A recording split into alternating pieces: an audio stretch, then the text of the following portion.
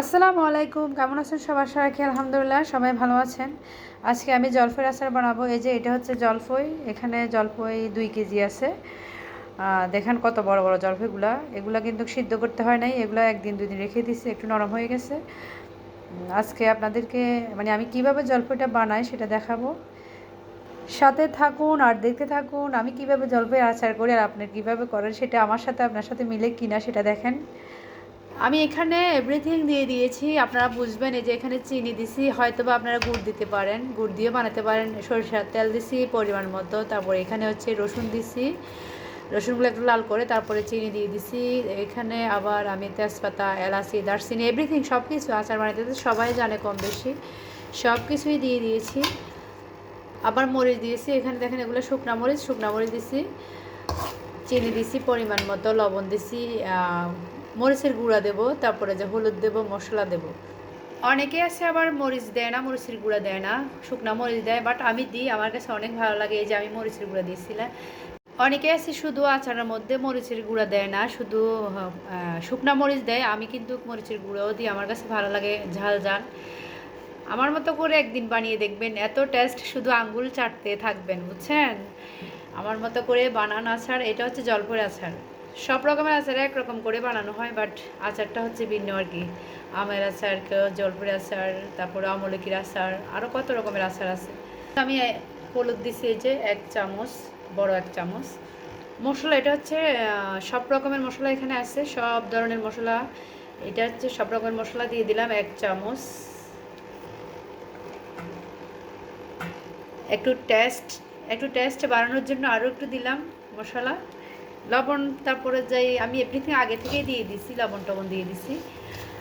দেখুন এখন কালারটা কেমন আসছে, আরও আসবে। একটু কষাবো এটারে, মশলাগুলারে।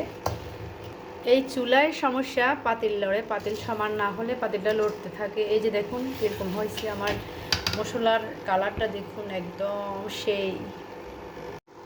10 মিনিট আমি যে মশলাটা কষিয়ে নিছি একদম। চিনিটা যতক্ষণ পর্যন্ত না গলে ততক্ষণ পর্যন্ত আপনি আগুন আস্তে দিয়ে দিবেন, জাল করতে থাকবেন। এই যে দেখুন কেমন হচ্ছে। এই যে আসলে হচ্ছে এই মশলাটা যদি ভালো না হয় তাহলে আপনার আচার স্বাদ হবে না, যে আচারে বানান না কেন।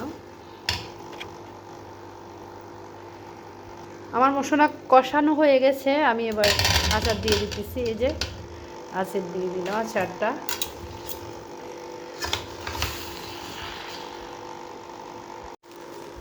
আমার মোবাইলের স্ক্রিনের ক্যামেরাটা ভালো না, এই কারণে ভিডিওগুলো সুন্দর হয় না। এই যে দেখুন কেমন ক্যামেরাটা ঝাপসা। তারপরে আচারটা দেওয়ার পরে ভালো করে লাড়বো।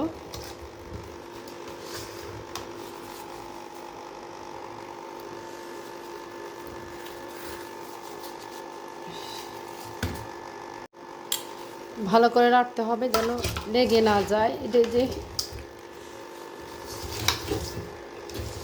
আমার ক্যামেরার স্ক্রিনটা ভালো না, তাই ভিডিওগুলো ক্লিয়ার আসে না। এখন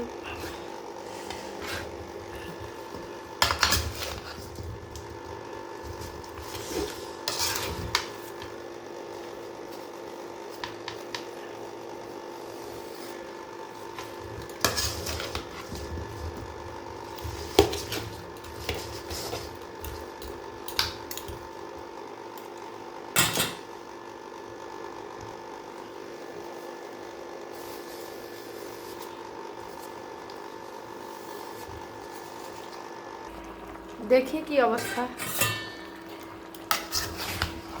এই যে দেখুন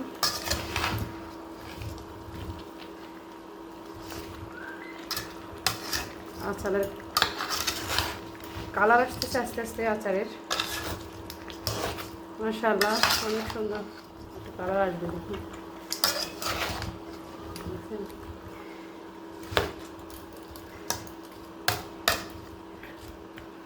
আরও কষাতে হবে, আরও একটু কষাবো। আমার আচার হয়ে গেছে। এই যে দেখুন এখন আচারটা ঢালবো।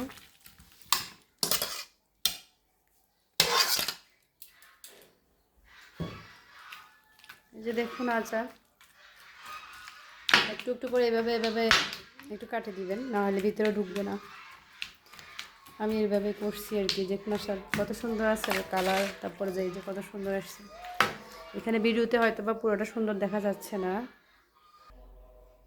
এই যে দেখুন আচারের, এটা শুকাইলে আরও অনেক সুন্দর একটা কালার আসবে, একদম কালো হয়ে যাবে, এটা বাদামি কালার হয়ে যাবে এটা।